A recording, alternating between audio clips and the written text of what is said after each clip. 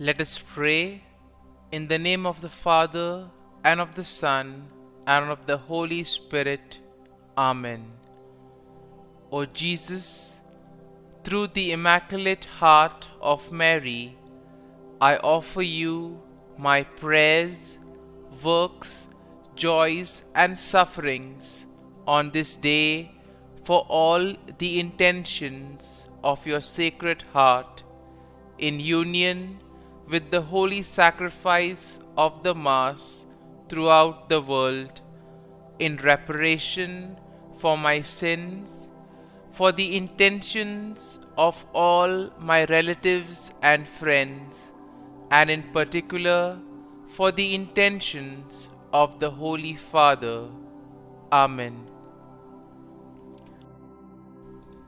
The intentions of the Holy Father for the month of June. For the abolition of torture.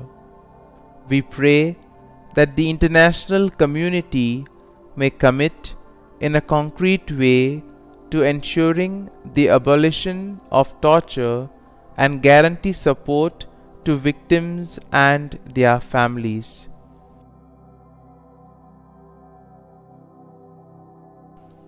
Our Father, who art in heaven, hallowed be thy name. Thy kingdom come, thy will be done, on earth as it is in heaven. Give us this day our daily bread, and forgive us our trespasses, as we forgive those who trespass against us. And lead us not into temptation, but deliver us from evil. Amen. Hail Mary, full of grace, the Lord is with you.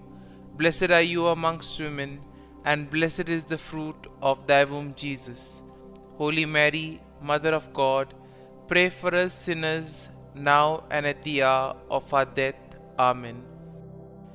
Glory be to the Father, and to the Son, and to the Holy Spirit, as it was in the beginning, is now, and ever shall be, world without end.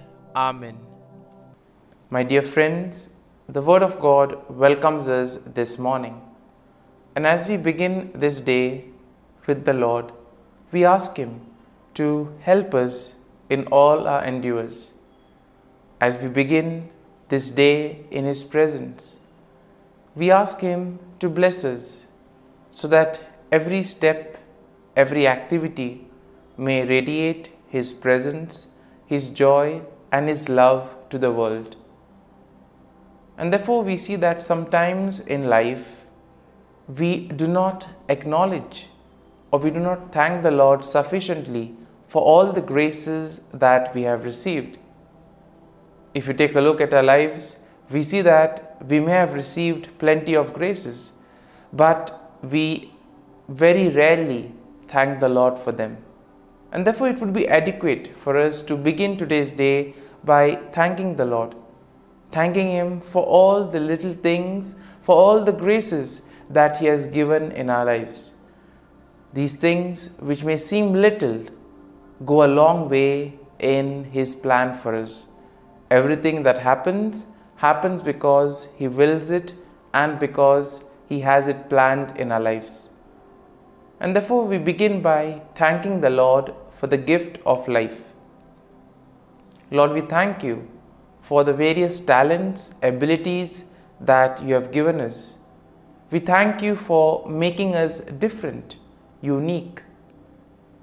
Lord, we also thank You for the gift of this day, a day that will help us to make a difference not only in our lives but also in the lives of others. A day which may help us to complete something that was left incomplete or to do something in a different manner. Lord, we also want to thank You for the gift of our family members, friends, relatives, near and dear ones, and all those who play a very important role in our lives. All these individuals have indeed helped us in various ways. They have molded us and made us who we are. And therefore, Lord, we ask You that You shower your abundant blessings on them, and help them in all their endeavors. Lord, we also thank you for all the opportunities that you have given us, opportunities to make a difference in the lives of others, or opportunities in order to showcase your gifts and thus help for the common good. Lord, we also thank you for the experiences that you have given us. There may be many experiences which are very happy, joyful experiences which we always want to treasure. But there also may be those experiences which may have been tough, difficult. Nonetheless, these have been learning experiences because these experiences have helped us learn a lot in life. And therefore, Lord, we thank you for giving us these experiences, for helping us become stronger individuals. And Lord, as we offer you this day, we ask you that you may give us all the graces that are necessary so that we may understand your plan in our lives and that we may be able to put into practice all the teachings, all the values that you have taught us. And now, my dear friends, let us reflect and meditate on Psalm 56. Now, as usual, we shall take a look at an overview of the psalm and then we shall go into the details of the psalm. Now, we see that Psalm 56 generally is a psalm of lament that is attributed to David, and it is believed to have been written during a time when David was in distress and he was facing opposition from his enemies. Now, the psalm can be divided into three main sections. The first basically includes a plea for God's mercy and protection, and this is a theme that we will find in verses 1 to 4. Then as we move to verses 5 to 7, we see that there is a kind of a description of the actions and the intentions of David's enemies. And finally, in verses 8 to 13, we see a declaration of trust and praise in God. And therefore, in a way, we can see that this psalm also would help us, especially in times of our difficulties when we face a lot of challenges in life. Now, overall, we see that Psalm 56 will showcase David's plea for God's mercy and protection in the face of opposition. This psalm also highlights the trust that David had in God's faithfulness and power, despite the actions of his enemies. Now, the psalm also encourages us to trust in God's deliverance, and also it emphasizes the importance of praising and honoring God. This psalm, in a very particular manner, serves as a reminder that even in difficult moments, even in times of distress, God is a reliable source of refuge and strength. And having seen the overview of the psalm, let us go into the first section, that is verses 1 to 4. And here we see that in this first section of the psalm, David pleads for God's mercy and protection. We see that David acknowledges his vulnerability and he expresses his trust in God to deliver him. Now, in verses 1 to 2, David asks God to be merciful to him and to take note of his distress. And therefore, when we are also faced with problems in life, we can always turn to the Lord, who is ever willing to help us. In verses 3 to 4, we see that David describes his enemies and their actions. And here we see that he acknowledges that they are constantly opposing him and causing him a lot of trouble. However, we see that David also affirms his trust in God and declares that he will not be afraid. Now, when we move to the second section of the psalm, we see that this section will plainly focus on the actions and the intentions of David's enemies. Now, David describes their malicious intentions and their attempts to harm him. And therefore, in verses 5 to 6, we see that he highlights their twisted words and schemes. He portrays their schemes and actions as an attempt to trap him and to bring him down. But despite the enemy's schemes, despite the efforts of the enemies, we see that David remains resolute and expresses confidence that God will ultimately hold them accountable. And therefore, in our lives too, we may find ourselves in situations where we feel that nothing is happening. And it is in these moments where we actually need to place our faith and trust in the Lord. And therefore, David in this psalm gives us a perfect example of that.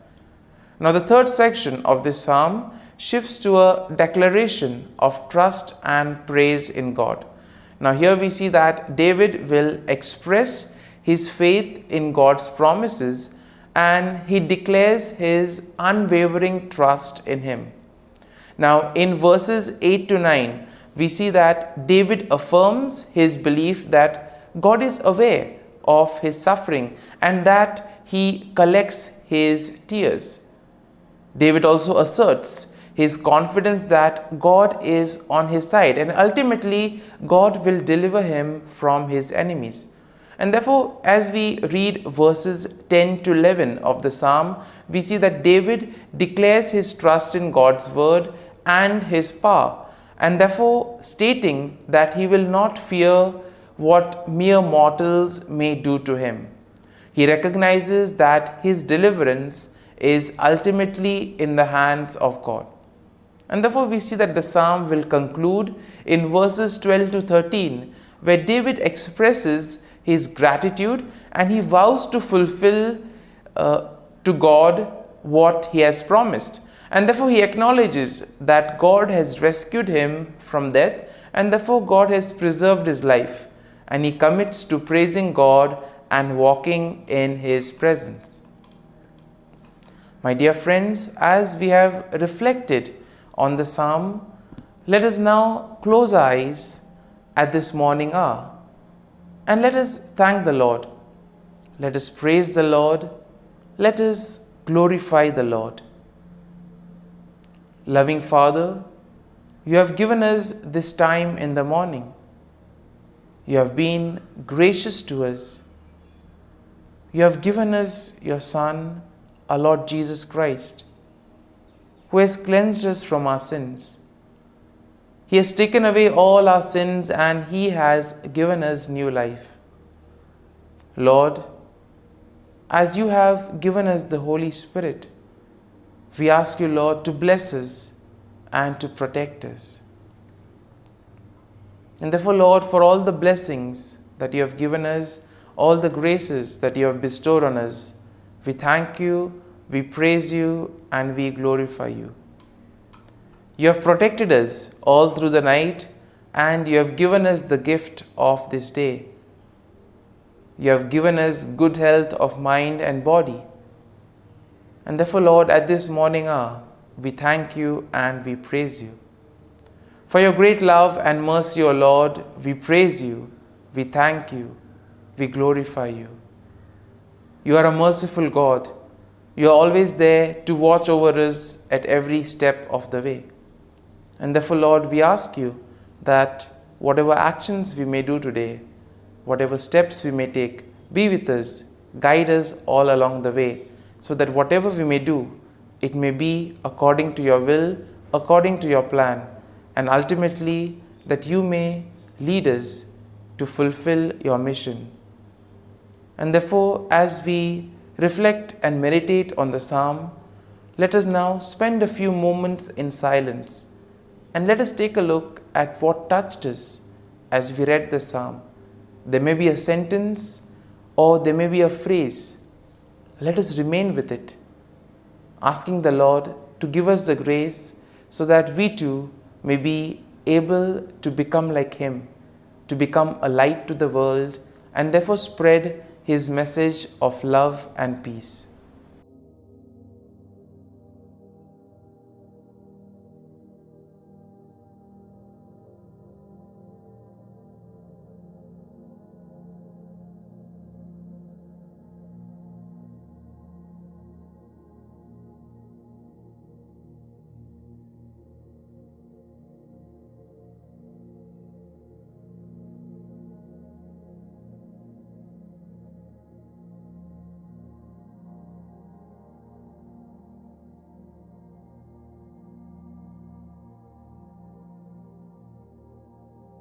Prayer to Saint Michael the Archangel for protection.